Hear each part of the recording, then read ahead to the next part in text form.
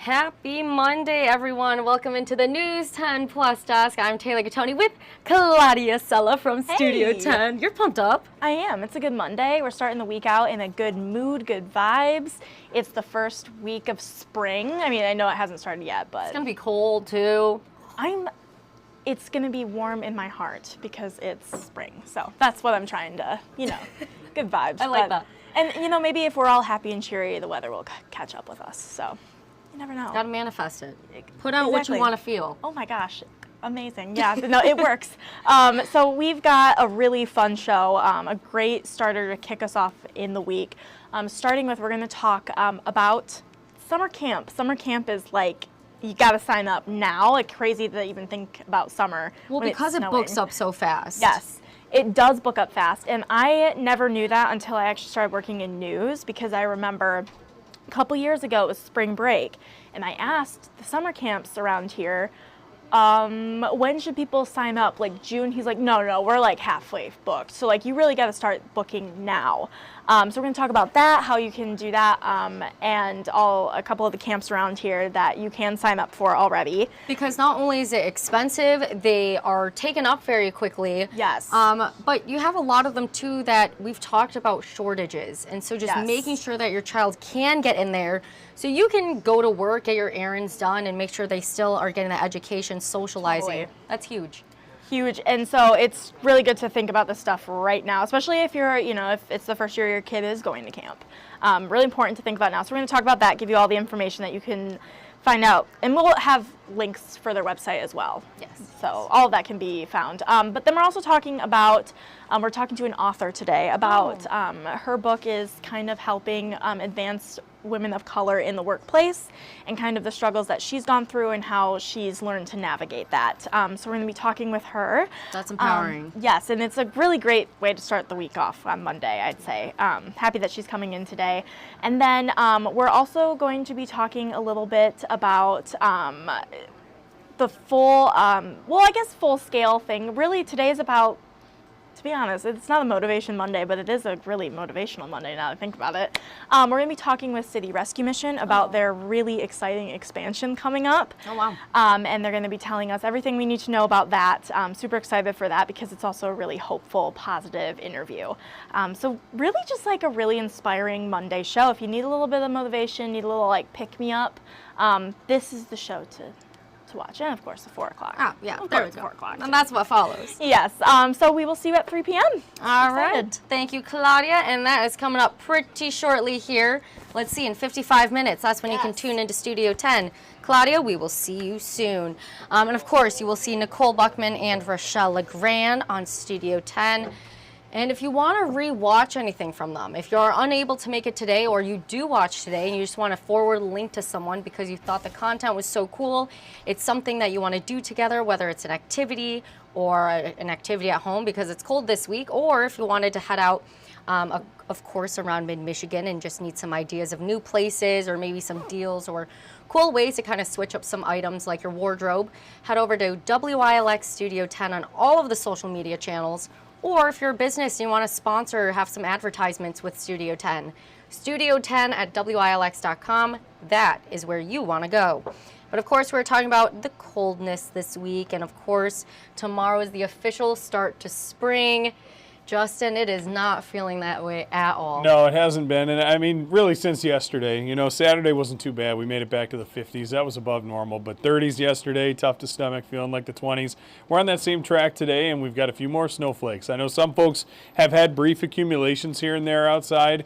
Fortunately, a lot of that's been melting away, so really no big issues for us, which is good. But we are keeping our eyes out because towards the end of the week, even though the next few days we might see a few flakes here and there, end of the week is when we bring in a chance for maybe some accumulation.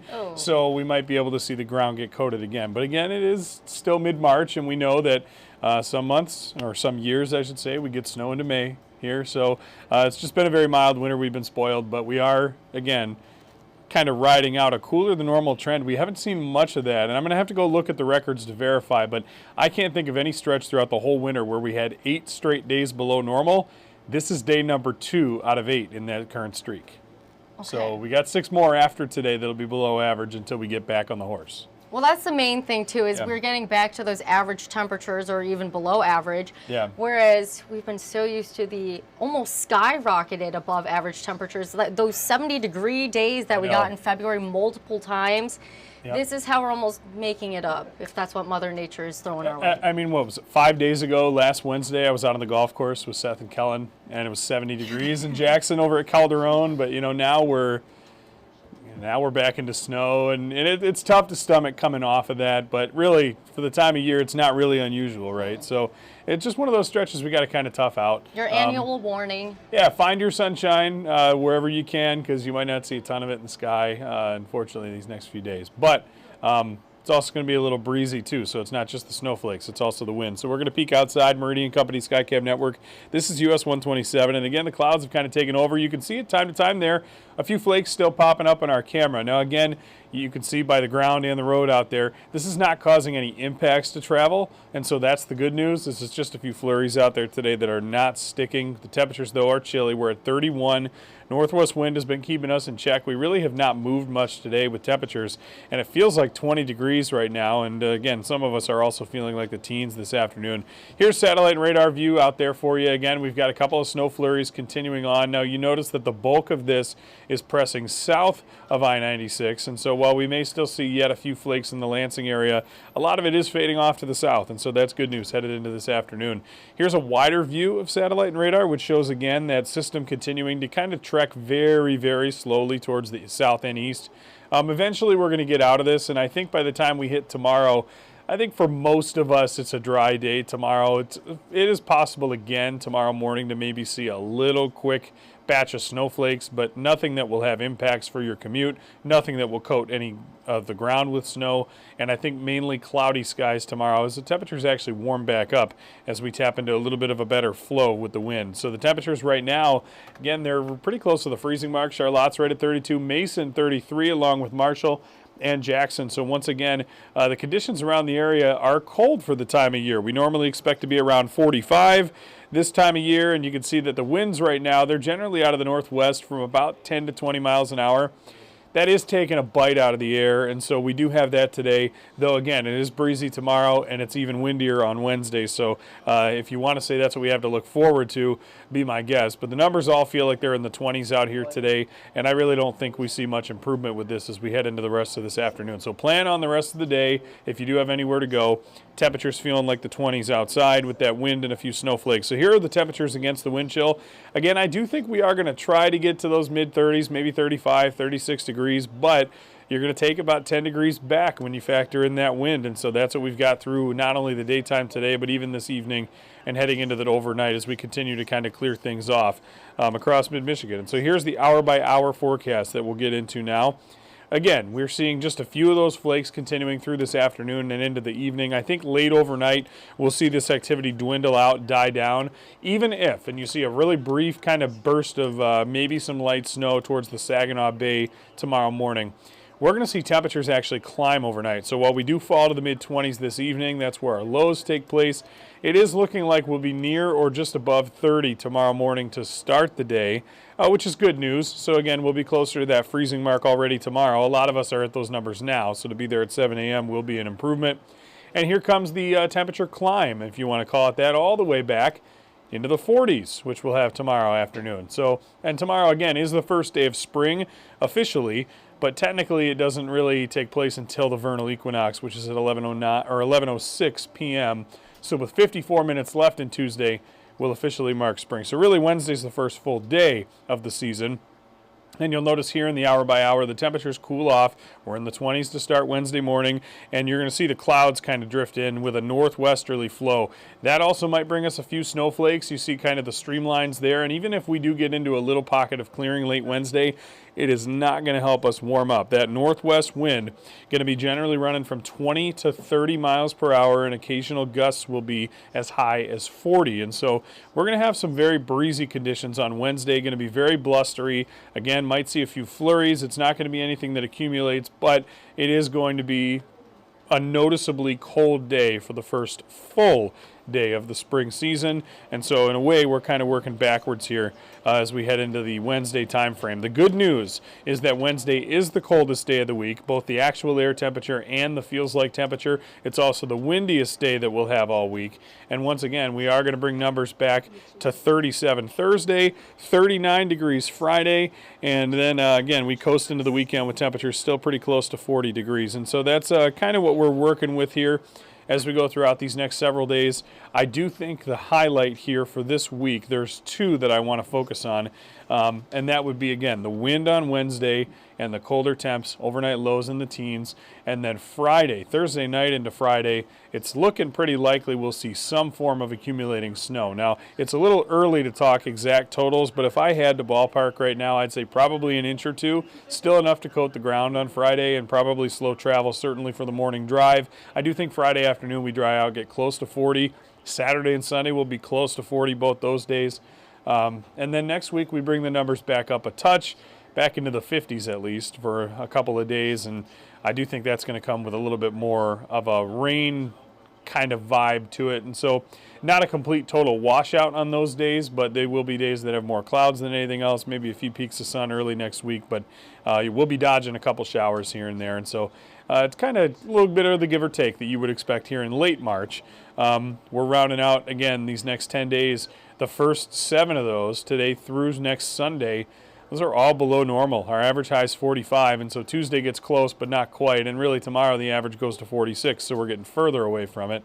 And so, again, I'll have to go back verify on the records, but I don't know if we've had a stretch all winter long where we've had 8 days in a row of below normal temps. We've certainly had it above. I mean, but the below normal temps, we have not seen much of it. Of course, all winter we were seeing conditions like we're seeing today, where you have a few flakes, maybe some drizzle, temps in the 30s to near 40. But nothing accumulating. Right, and we had a lot of that in the middle of the winter, but other than that one kind of 7 to 10 day stretch where we felt more like winter, and even 2 or 3 of those days were above normal, which is why I think you'd have to go back to fall. And who knows? I'm going to go look at the records as soon as we're done with this, and I'm going to make sure. But I can say with certainty we have not seen many stretches like this at all this winter. It just so happens it's coming right at the start of spring. And so just kind of tough for us to swallow since we've had multiple days reach 70 in some parts of mid-Michigan. Some areas have seen it happen 3 times, which is pretty unbelievable here in early March. But, hey, it's just the common ebb and flow of the season, the changing seasons. We know changes are coming, and ultimately, of course, we are going to warm up and eventually get back to some really comfortable conditions the further on we go in the year. But at least for the next week or so, I know it's only Monday, just kind of try the best you can to trudge through it. Maybe find your sources of vitamin D and do that, because you're not going to have a lot of natural opportunities here over the coming days. Thursday might be the best chance with the partly cloudy skies, but even then it's kind of chilly, so there won't be a lot of time people will want to probably spend outside this week. If it's not snowing, it's cold. And, well, if it is snowing, you know it has to be cold. So that's kind of where we're headed. So once again, we are expecting to see that warming trend return next week. But, again, it's going to come with some of those rain showers as well. So that's what we've got going in this first alert forecast. Otherwise, once again, we are going to be talking a lot more throughout the week, as we've been mentioning. It is Severe Weather Awareness Week, and so we've had many topics. Today, the topic is flooding. We discussed that at noon. Hopefully you saw that. You can go watch it back on our YouTube page and on our Roku app as well if you'd like to see that. We had a great discussion, had some good questions. Oh, yeah. We hope to have more of that throughout the week. Tomorrow we're talking about hail, Wednesday tornadoes, thunderstorms on Thursday, and then a weather Q&A on Friday. And the statewide tornado drill is also at 1 p.m. Wednesday for those participating counties. So a lot to discuss in this Severe Weather Week. We hope you'll join us for all of that. And we'll also have updates on air as well. And so we'll have that coming up at 3, 4, all the way through our 90 minutes of news this evening and throughout the rest of this week. And a great place where you can always get that great weather information is the First Alert Weather app. Which we should have left the snowflakes on there, actually. Yeah, now looking back, it's funny. We finally take them off because we had them on there all winter and we barely saw any of that. And now we're going back to, well, snow, dealing with it at least with a few bursts of flurries. But you know what? It's not really sticking now. And who knows? Maybe we get towards Thursday night into Friday. Maybe the models sort of back down a little bit, and you never know. Or maybe they ramp up, and maybe we end up with more than an inch or two. Now, I'm not going to hang my hat on that yet because it's still several days out, but we're going to continue again to keep tracking it in your First Alert forecast. So once again, we'll have all that information for you coming up. First at 4, First Alert Weather app. And we'll have an update on the Severe Weather Awareness Week topics if you missed them for us on Studio 10, which we hope you'll join in with us at 3 o'clock. Oh, yes, and Studio 10 coming up in just over 40 minutes here. Yep. Justin, thank you. Of course, yeah. We'll see you a lot more, of course, coming I know, yeah. We'll be around. Got a lot to talk about. So we're not going anywhere except for right now. We're going to prep the show. So, That's true. He's a busy guy, okay? He's giving you your forecast, and you just got to tune in. A lot going on today. All right. Well, thank you, Justin. Yeah, of and course. you were mentioning we're back to the cold, not as much sunlight. So real quick, we have Erin Bowling standing by here who's going to share what she has coming up during our 90 minutes of news. But real quick, because of the clouds in the sky, it's cold again. Maybe you're back inside your house feeling that cabin fever because it is just cold and ucky outside. In fact, I'll give you that live look over downtown Jackson right now. I know Justin was giving some live looks, but not looking too great. And we'll ask Erin, actually, how are you feeling outside earlier? You know, cold. Yep. I'm not gonna lie. I went on a little bit of a long weekend, a vacation, if you will. Saw Thursday and Friday, and I get back and I couldn't find my coat, and it was awful. So I came in without a coat today, which was not the idea. You need one. You need a coat. You got to have one, and that was just my own fault, being silly. But you know, I definitely noticed that cold today. I felt it coming back for sure. Yes. Yeah. Well, I know I was showing the You're Not Alone mental health series, that little full screen for a second. We'll come back to that. We're going to hear what Erin has coming up. But yes, we want to touch on that, especially with the changing weather and temperatures outside. Winter blues, it'll get you. I know it gets me sometimes. So I get all down. I'm like, oh, what's not happening? alone. Yes. But kind of on a similar vein, actually, now that I think of it. Today I am covering a guidelines that were set out from the CDC, Centers for Disease Control and Prevention. They just released a 6-step action guide for healthcare settings, healthcare professionals, on how to address and prevent burnout in the workplace. You know, we've seen study after study after study how, you know, healthcare professionals, nurses, doctors, all of the above. Shortages, yeah. They all have shortages. They're all seem to be pretty burnt out. At least the studies show that. They have long schedules. It's very strenuous activity and very go, go, go. Yep. So Emotionally, physically challenging. They said that I spoke with Sparrow. It's the chief nursing officer over at Sparrow Hospital. I spoke with her this morning, and she said, you know, since COVID, they're seeing an increase in violence from patients and their families, and that's also having a big impact on healthcare professionals and those frontline workers in our healthcare system. So the CDC, they released a 6-step guide. It starts with, you know, a review. It includes building a professional well-being team. Wow. So getting a team in these healthcare buildings that is focused on helping their coworkers and making sure they're not burnt out, and, you know, really dedicating the people, the time, the resources to making sure their staff is doing okay. So speaking with healthcare professionals, I'll kind of break down what the CDC recommends. Kind of interesting, you know, if you aren't familiar with the CDC, there are those folks who were telling us what to do for COVID and RSV and all of that good stuff. So they typically deal with like sicknesses, you know, like viruses, that sort of thing. But the woman I had spoke with over at Sparrow, she was saying, you know, it's interesting, almost kind of surprising, because it's they're, you know, not treating burnout in like a clinical sense, but they kind of are, you know, working to address it as the Centers for Disease Control and Prevention. You Very have to interesting take care stuff. of the people that are taking care of you. Help me, help you. One of those, yeah. And the, you know, the chief nursing officer at Sparrow Hospital, she put it really well. She said, you know, we're always really focused on making sure our bodies are okay. We got to make sure our brains are okay too. And she really, really likes that they're taking this new approach to support healthcare workers. Because your brain is like the command center, right? That's receiving and giving all the messages. So you want to make sure you're okay up here so that everything else is okay too. Yeah. Yeah, it's pretty cool. So I'll have that on News 10 at 5:30. But for now, I got to go hop on. I got another Zoom call. Sounds good. Run to that. Yes, I will. Thanks for having me. Yes, Good to thank see you as always. And of course, that actually does tie in perfectly, so we'll let you get back to it.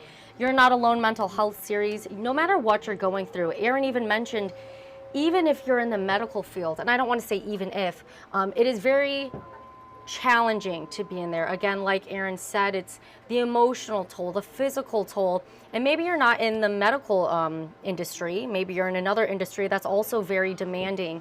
Well, know that you're not alone. There are community members, there are mental health care professionals who can relate to you, help get you out of this place.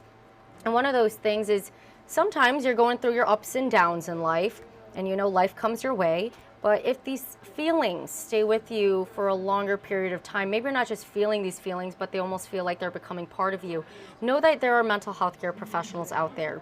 They can help you understand the signs and the symptoms, bring out that awareness, and beat out denial. And then also guiding you with resources to mental health care professionals that have that treatment, that prevention, that support group, that connection, with someone else in the community who can guide you toward what you're going through because they've been in a similar situation.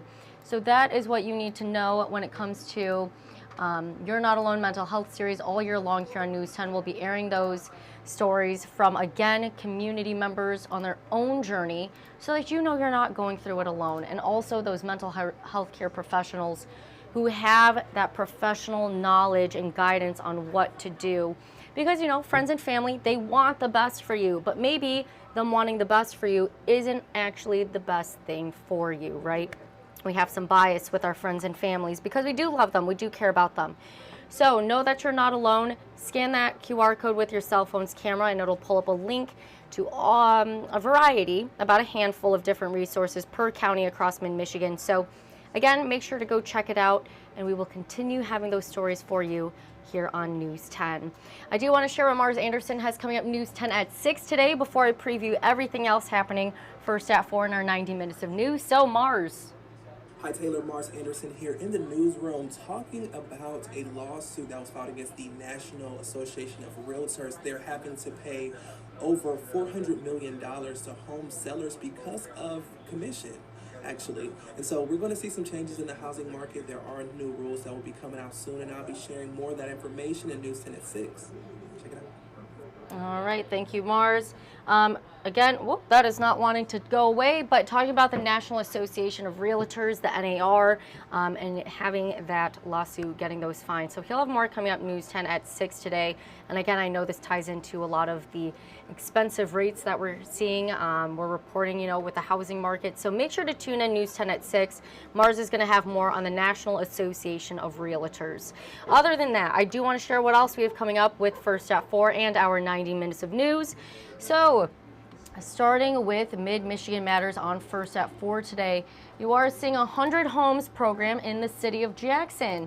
And so we're bringing in one of their experts to talk about what this program is. And so, as you can kind of see from the name of it, dealing with about 100 homes and trying to refurbish or get these new affordable homes for people in the city of Jackson. And there are requirements, I do want to make that known, but you'll have to find out what requirements you need to know in order for that refurbished or new home in the city of Jackson. Great program right there. And again, with all the increased prices going on, this is super helpful for those people who really need it out in the community. Coming up News 10 at 5, March is Endometriosis Awareness Month, and the condition affects around 1 in 10 reproductive women, and while some can have no symptoms, for others it can be painful during or after periods. So again, talking more on endometriosis, coming up News 10 at 5 today. And also hearing from a doctor with the University of Michigan Health who treats women with endometriosis, says the condition is likely underreported. What you need to know, coming up News 10 at 5. Coming up News 10 at 5:30, one state lawmaker wants to rename part of a roadway to honor a military Tuskegee Airman from the Jackson area. So a piece of US 127 would be designated as a 2nd Lieutenant Roosevelt Steiger Highway. Deanna Giles has more on this story coming up News 10 at 5:30. And then lastly, coming up News 10 at 6 today, a lesson in giving is the focus on this week's Make an Impact profile. So at the front of the class, a teacher in Holt actually, who's leading an effort to help students in need. David Andrews has that story with our Make an Impact profile coming up News 10 at 6 today. So make sure to go check that out. This is everything we have coming up during our 90 minutes of news. Before we head out here, I just want to give a few live looks across mid-Michigan so you know what we're looking like as you head out the door today. So, of course, this is a live look over Michigan State University. You're seeing more of those snowflakes coming down, of course, but it's not looking too bad out on the roadways. Now, giving you a live look over Delta Township, it looks like the clouds are a bit darker over there. Still seeing the flurries come on down, but looks like roadways are not being impacted. I know there's some construction out in that direction too, especially during rush hour. So make sure that you're just taking your time out on the roadways today, even though it's not severely impacted from the weather. But of course, you heard Justin Bradford sharing that there's more wintry mixes and systems moving in this week for the official start of spring, which is tomorrow late at night. And then the first official full day of spring will be Wednesday, this Wednesday. It will not feel like it. But of course, you can always look back at the First Alert weather app for all of your Follow Me location, and that will give you more accurate updates into your specific location that you can actually get notifications for as well. So, for example, if you got those flurries coming down or maybe a different type of mixture coming your way toward your specific area, you'll get those notifications off of the First Alert weather app. And also with all of the construction, Justin was talking about flooding today for Severe Weather Awareness Week. Anything like that, if there's any road travel impacts, you'll also be able to get those notifications, if reported, off of the First Alert weather app. So make sure to go download it. It is for free off of Google Play and the Apple App Store. Otherwise, we have Studio 10 with Justin Bradford getting started here at 3 o'clock, and that's in just over half an hour here, followed by First at 4 and our 90 minutes of news. So have a great Monday, everyone.